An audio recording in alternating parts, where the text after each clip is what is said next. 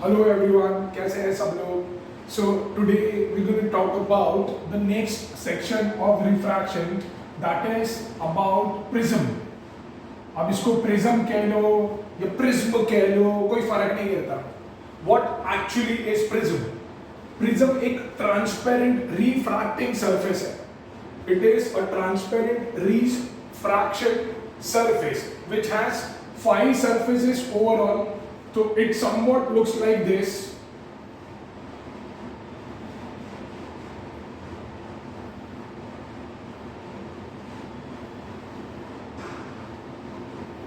So it somewhat looks like this. This is a prism which has 5 surfaces. ठीक है, जिसके आगे के और पीछे के सरफेस जो होते हैं वो ट्रायंगुलर होते हैं, राइट एंड लेफ्ट जो होते हैं वो रेक्टेंगुलर होते हैं और उसका बेस भी रेक्टेंगुलर होता है. So overall it has 5 surfaces out of which 2 are triangular and 3 are known as rectangular surface. ठीक है, 3 are known as rectangular surface. तो कुछ है नहीं भाई, यहाँ पे खाली लाइट को फॉल कराया जाता है और लाइट को रिफ्रैक्ट कराया जाता है so that we can see the magic कि होता क्या है. How does prism deviate the light, या वो लाइट को झुकाता कैसे है वो देखना होता है खाली. समझ में आ रहा है? सो प्रिज्म, अगर कोई पूछेगा कि क्या है प्रिज्म, तो it is a 5 surface refracting medium जिसके अंदर 2 surfaces are triangular and 3 surfaces are rectangular. अब ये जो एंगल होता है that is known as angle of a prism. That is known as angle of a prism, जिसको हम लोग कैपिटल A से रिप्रेजेंट करते हैं. This is known as angle of a prism which is represented by capital A. ये जो दो left और राइट के जो सरफेसेस है, रेक्टेंगुलर सरफेस, ये मेरे रिफ्रैक्टिंग सरफेस होते हैं. व्हेन आई से रिफ्रैक्टिंग सरफेस मतलब लाइट आके वहां पे स्ट्राइक होगी, एक सरफेस पे स्ट्राइक होगी, दूसरे सरफेस से वो निकलेगी. ठीक है, समझ में आ रहा है? तो लाइट एक्चुअली में स्ट्राइक कहां पे होगी? अगर मैंने ऐसा प्रिज्म बनाया है तो लाइट यहां पे स्ट्राइक होगी रेक्टेंगुलर सरफेस पे और यहां से निकलेगी, और वाइस वर्सा, यहां पे स्ट्राइक होगी तो यहां से निकलेगी. तो प्रिज्म का काम है खाली लाइट को रिफ्रैक्ट कराना. चलो आज हम लोग देखेंगे how does prism deviate the light. वो प्रिज्म जो है वो लाइट को डिविएट कैसे करता है. ठीक है, so now whenever we are drawing a prism, every time we will not be drawing a prism like this. हम एक नॉर्मल ट्राइंगल बनाएंगे. ठीक है, देखो कैसे.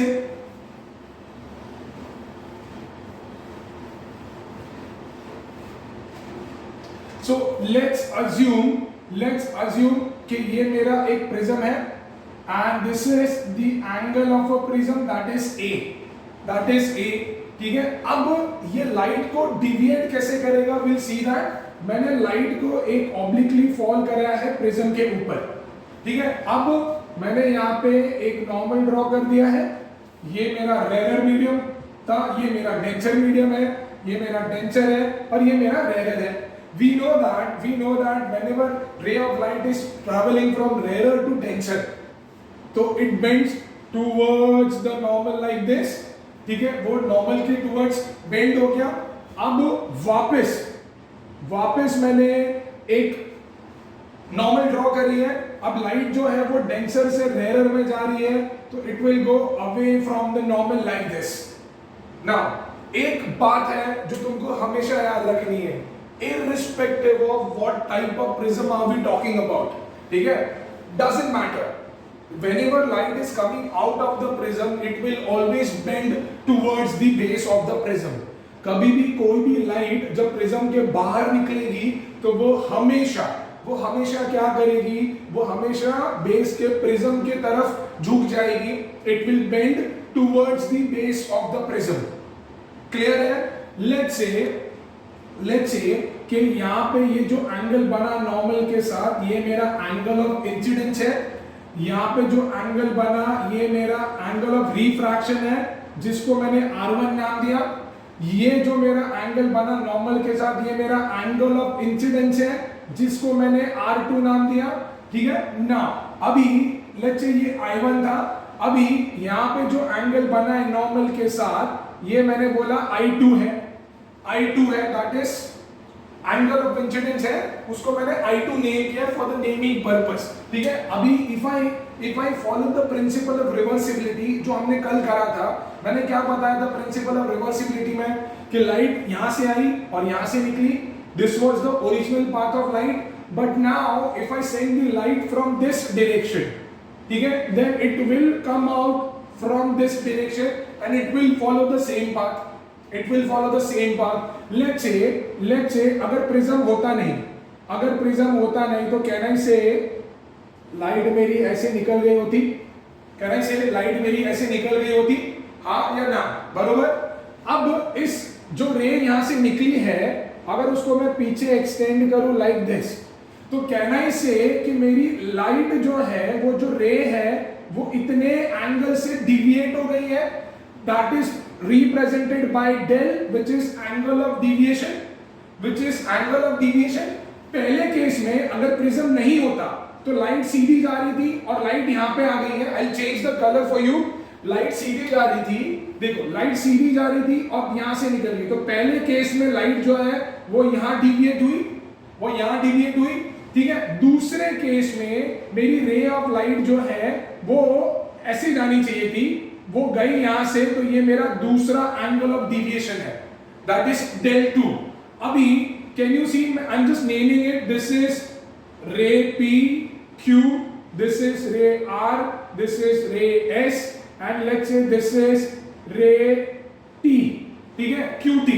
नाउ अभी कैन आई से और P Q R S T, let's say let it be, तो can you see this triangle, यहाँ पे ये ट्राइंगल फॉर्म हो रहा है, कैन यू सी दैट। हमने 9th स्टैंडर्ड में किया था मैथमेटिक्स में कि एक्सटीरियर एंगल जो होगा, एक्सटीरियर एंगल जो होगा that will be equal to sum of its interior angle. तो यहाँ पे can I say that this del which is an exterior angle of this triangle that will be equal to sum of its opposite interior angles, that would be del 1 plus del 2, let's say that is equation 1। अब can I से कि ये जो angle है, ये और ये पूरा एंगल दोनों इक्वल होंगे, वर्टिकली ऑपोजिट एंगल, बट ये जो पूरा एंगल है it has been divided into two parts in the form of r1 and del 1। तो can I say I1 will be equal to r1 plus del 1, r1 plus del 1, ठीक है। अब यहां से मेरे को अगर del 1 की वैल्यू चाहिए तो क्या हो जाएगा, I1 minus r1 is equal to del 1, let's say that is equation 2। similarly this I2 will be equal to this entire angle vertically opposite, so यहाँ पे क्या हो जाएगा, I2 would be equal to del 2 plus R2। अब यहाँ से अगर मेरे को del 2 की वैल्यू चाहिए, so I2 minus R2 will be equal to del 2, that is equation 3।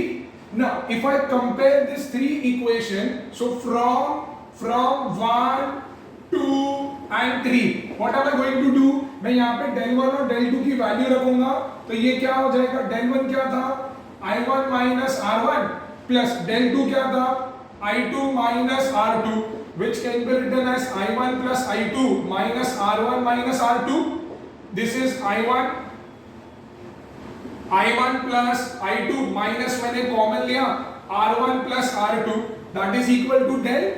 अब मैंने क्या करा, मैंने इसको भी आगे एक्सटेंड कर दिया, ठीक है, मैंने इसको भी आगे एक्सटेंड कर लिया, लेट्स से ये हो गया B, ये पॉइंट हो गया C, ठीक है, ये पॉइंट हो गया C। समझ में आ रहा है मैंने क्या किया, CQBR, CQBR, आई होप तुमको ये डायग्राम क्लियर है। CQBR एक क्वाड्रिलैटरल है जिसके अंदर ये 90 है और ये 90 है, तो कहना से ये एंगल और ये एंगल 90 डिग्री होंगे, because angle sum property of a quadrilateral क्या होता है, that it is equal to 360। So out of this 1 2 3 4 if 2 are 90, अरे भाई नॉर्मल को कनेक्ट करेंगे ना, मैं ये डायग्राम वापस बाहर निकाल रहा हूं, देखो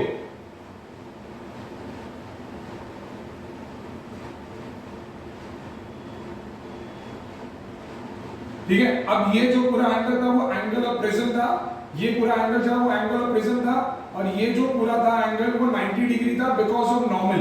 ठीक है, तो ये और ये दोनों का एडिशन भी 180 डिग्री होगा। अग्री कर रहे हो? Yes. So I hope it is clear कि ये दोनों एंगल 90 डिग्री है, तो ये दोनों का एडिशन 180 डिग्री होगा। तो here can we write that angle C plus angle B that is equal to 180 degree. But यहाँ पे angle C is what? A, that means angle of prism plus angle B that is equal to 180 degree. B plus है, मैंने वहां भेज दिया, so it is 180 minus angle B। Let's say this is equation 4 and this is equation 5। Now बच्चा लोग, can you see this triangle getting formed? ये वाला एक ट्राइंगल बन रहा है नीचे, ये वाला एक ट्राइंगल बन रहा है नीचे, है ना? That is triangle BQR। in triangle BQR, can I say angle sum properties है उनका, एंगल का एडिशन 180 डिग्री होगा, मतलब R1 plus R2 plus B, so R1 plus R2 plus angle B that would be equal to 180 degree, है ना? अब angle B जो है वो प्लस है, वहां गया तो माइनस हो गया, let's say that is equation 6, अभी 180 minus angle B was equal to what? A, तो कैन आई से R1 plus R2 equal to A। अब ये A का वैल्यू अगर मैं यहाँ पे सब्स्टिट्यूट करता हूं तो मेरे को क्या मिलेगा? Let's write it here, the del is equal to I1 plus I2 minus A minus है, यहां चला गया, so that is plus, that is equal to I1 plus I2।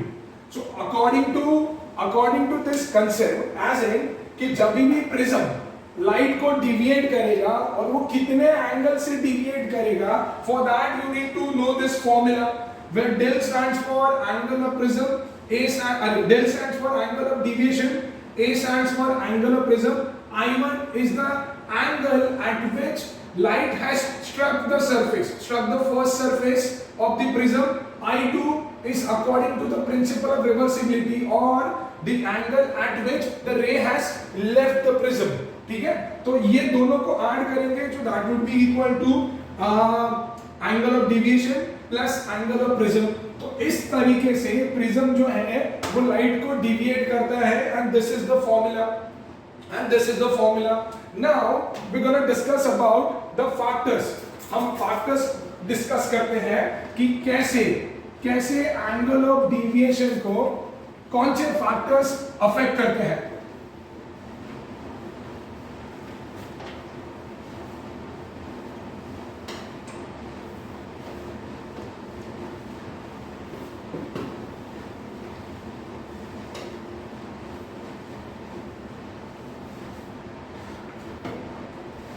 See, so now topic is factors affecting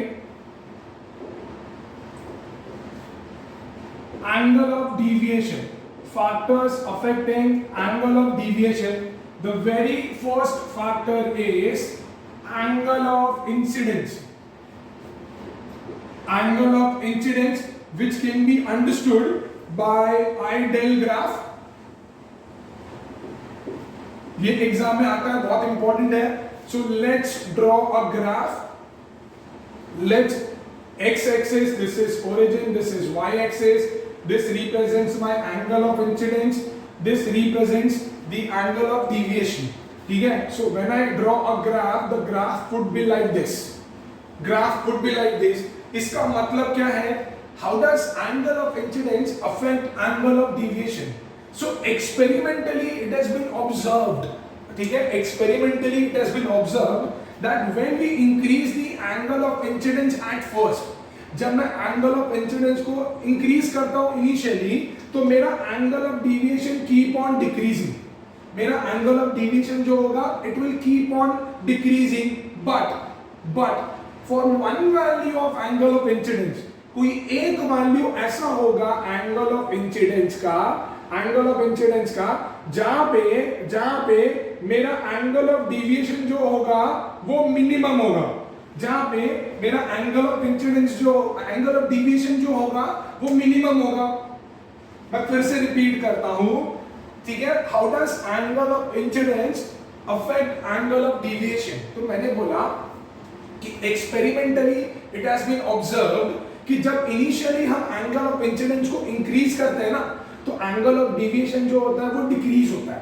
क्या होता है? वो decrease होता है। पर एंगल ऑफ इंसिडेंस का एक वैल्यू ऐसा होगा जिसके लिए एंगल ऑफ डेविएशन जो होगा ना वो मिनिमम होगा, जिसके लिए एंगल ऑफ डेविएशन जो होगा वो मिनिमम होगा। and then on further increasing the angle of incidence, angle of deviation will keep on increasing, and then on further increasing the angle of incidence, angle of deviation will keep on increasing। ठीक है, तो अब इसके लिए होता क्या है, उन्होंने करा कैसे, उन्होंने जो रे प्रिज्म पे स्ट्राइक कर रही थी ना उसको चेंज नहीं करा। मतलब अगर ये मेरा प्रिज्म है, ये मेरा प्रिज्म है, रे मैंने ऐसे स्ट्राइक कराई है, ठीक है, ये मेरा नॉर्मल है, ठीक है। So they have not changed the position of the incident ray. उन्होंने क्या किया, उन्होंने प्रिज्म को धीरे धीरे रोटेट किया। जब प्रिज्म को उन्होंने धीरे धीरे रोटेट किया ना, तो नॉर्मल अलग अलग एंगल्स में बन रहे थे, मतलब नॉर्मल के जो डायरेक्शन थे वो चेंज हो रहे थे, जिसकी वजह से automatically angle of incidence change हो रहा था। आई डोंट नो समझ में आ रहा है कि नहीं। मैंने ये बोला कि जब उन्होंने ये एक्सपेरिमेंट करा तो उन्होंने क्या करा था, उन्होंने एंगल ऑफ इंसिडेंस का डायरेक्शन चेंज नहीं किया। मतलब वो यहां से आ रही है इस तरीके से, वो हमेशा ऐसे ही आ रही है। उन्होंने क्या किया, सिर्फ ये प्रिज्म को गोल गोल गोल गोल गोल धीरे धीरे रोटेट करना शुरू करा, तो जिसकी वजह से नॉर्मल का जो डायरेक्शन था वो बार बार चेंज हो रहा था, जिसकी वजह से ऑटोमेटिकली एंगल ऑफ डेविएशन के वैल्यू भी चेंज हो रहे थे। ठीक है, फिर एक पोजीशन प्रिज्म का ऐसा आएगा व्हाइल रोटेटिंग, एक पोजीशन प्रिज्म का ऐसा आएगा व्हाइल रोटेटिंग जहां पे एंगल ऑफ डेविएशन मिनिमम हो जाएगा। जहां पे क्या होएगा, एंगल ऑफ डेविएशन मिनिमम हो जाएगा। That is known as position of angle of minimum deviation.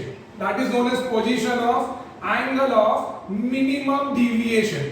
There would be one position of a prism in which angle of deviation would be least, in which angle of prism would be least, and that position is known as position of angle of minimum deviation। समझ में आ रहा है मैंने क्या बोला? इसको बोलते हैं position of angle of minimum deviation, और we can only say position of minimum deviation।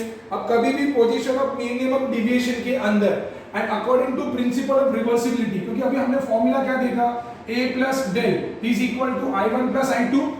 ठीक है, अब प्रिंसिपल ऑफ रिवर्सिबिलिटी के हिसाब से according to principle of reversibility I1 was found to be equal to I2। I1 was found to be equal to I2, so they consider that as I only। So अभी मेरा अगर delta minimum चाहिए, then the formula is 2i minus a। कुछ भी नहीं किया, since I1 and I2 equal था तो उसको मैंने I अज्यूम करा, तो I plus I हो गया 2i, a plus था वहां पे गया तो minus. So this is how angle of incidence affect the angle of deviation। Do we change the position or the direction of angle of incidence, और दी incident ray का position हम लोग change करते हैं क्या? नहीं करते। हम चेंज किसको करते हैं? हम प्रिज्म को चेंज करते हैं। प्रिज्म को हम लोग धीरे धीरे रोटेट करते हैं। व्हाइल रोटेटिंग प्रिज्म की कोई एक पोजीशन ऐसी होगी जहां पे एंगल ऑफ डेविएशन मिनिमम हो जाएगा। कैसे सर? क्योंकि मैंने इंसिडेंट रे को तो चेंज नहीं करा, जब मैं प्रिज्म को रोटेट कर रहा हूं ना तो अकॉर्डिंगली क्या हो रहा है ना, नॉर्मल भी धीरे धीरे चेंज हो रही है। नॉर्मल अभी ऐसे गिर रही है, फिर शायद ऐसे गिरेगी, ठीक है, फिर शायद ऐसे गिरेगी, तो उससे क्या हो रहा है ना, automatically angle of incidence change हो रहा है। तो जिस पोजीशन पे, जिस प्रिज्म के पोजीशन पे मेरे को एंगल ऑफ डेविएशन मिनिमम मिलता है उसको बोलते हैं पोजीशन ऑफ मिनिमम डेविएशन। उसको हम लोग बोलते हैं पोजीशन ऑफ मिनिमम डेविएशन और position of angle of minimum deviation, जो भी बोल रहा हूं, ठीक है। And then principle of reversibility से अपने को पता चला कि I1 और I2 सेम होते हैं, तो मैंने उसको I कंसीडर करा, तो I प्लस I हो गया 2i, a प्लस था वहां पे गया तो माइनस हो गया। So this is the formula to find minimum deviation. बहुत ही इंपॉर्टेंट है, एग्जाम में इसका ग्राफ आता है क्वेश्चन में, it is very important. Second जो फैक्टर है that is angle of prism.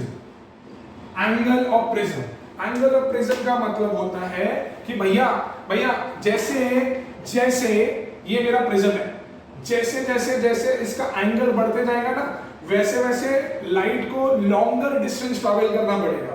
जैसे एंगल का प्रिज्म बढ़ते जाएगा, वैसे light has to travel a longer distance which becomes easier for prism to catch that ray and deviate it. तो उससे मतलब क्या हुआ कि प्रिज्म जैसे बढ़ा, एंगल जैसे बढ़ा, लाइट को ज्यादा ट्रैवल करना पड़ा, तो प्रिज्म को चांस मिल गया लाइट को पकड़ के और झुका दो और डिविएट कर दो। That means what? That means ये है कि as the angle of prism increases, ठीक है, angle of deviation also increases. Third is material of prism का मतलब होता है कि ऐसा प्रिज्म जिसका रिफ्रैक्टिव इंडेक्स बहुत ज्यादा है, उसका एंगल ऑफ डेविएशन भी बहुत ज्यादा होगा। So the prism whose refractive index is more, refractive index का मतलब भाई वो बहुत थिक है, वो बहुत मोटा है, तो उस केस में उसका एंगल ऑफ डेविएशन और बढ़ जाएगा। एग्जांपल है फ्लिंट प्रिज्म और क्राउन प्रिज्म, ठीक है, ये दोनों प्रिज्म के नाम है। फ्लिंट प्रिज्म का रिफ्रैक्टिव इंडेक्स जो होता है वो ज्यादा होता है as compare to crown prism. Oh मेरी हैंडराइटिंग। सिंस फ्लिंट प्रिज्म का refractive index is more than crown prism, that is why angle of deviation of flint prism is more than angle of deviation of crown prism. समझ में आ रहा है मैंने क्या बोला? समझ में आ रहा है ना? Next is fourth factor that is colour और वेवलेंथ। भाई ये तो हम सब में ही कर रहे हैं, कलर और वेवलेंथ। विक्टोर के अंदर कौन सी कलर स्लो चलती है? Sir violet. कौन सी फास्ट चलती है? Sir red. तो हमको पता है the refractive index of violet is more than refractive index of red, so therefore angle of deviation of violet will be more than angle of deviation of red। तो इसका मतलब है कि भैया जो वायलेट है वो ज्यादा डिविएट होगी और रेड जो है वो कम डिविएट होगी। समझ में आ रहा है मैंने क्या बोला? Violet will deviate more as compared to red one। So these factors are also very important। हमने प्रिज्म करा है, प्रिज्म ने लाइट को डिविएट कैसे करा हमने वो भी देख लिया। How does angle of incidence affect the angle of deviation using ideal graph हमने करा, और मैंने बोला ये ग्राफ बड़ा इंपॉर्टेंट है। Then we discussed about angle of minimum deviation, मतलब मैंने बताया ना कि एंगल ऑफ इंसिडेंस पहले तो बढ़ेगा, पहले हम बढ़ा रहे हैं तो एंगल ऑफ डेविएशन कम होगा, फिर एक वैल्यू होगा एंगल ऑफ इंसिडेंस का जिसके लिए एंगल ऑफ डेविएशन मिनिमम होगा, and then on further increasing angle of incidence angle of deviation will also increase, है ना। Then we saw angle of prism ज्यादा, प्रिज्म का एंगल ज्यादा, डेविएशन ज्यादा। मटेरियल ऑफ प्रिज्म, जिस प्रिज्म का refractive index ज्यादा उसका एंगल ऑफ डेविएशन ज्यादा। हमने फ्लिंट और क्राउन को कंपेयर करा, फिर जिस कलर का रिफ्रैक्टिव इंडेक्स ज्यादा उसका एंगल ऑफ डेविएशन ज्यादा, हमने वायलेट और रेड को कंपेयर किया। So this was all from the prism part. I hope this makes it very clear. नहीं समझा है एक बार फिर से देखो, बिकॉज ये टॉपिक बहुत इंपॉर्टेंट है, और अच्छा लगे तो do comment and subscribe. Thank you so much.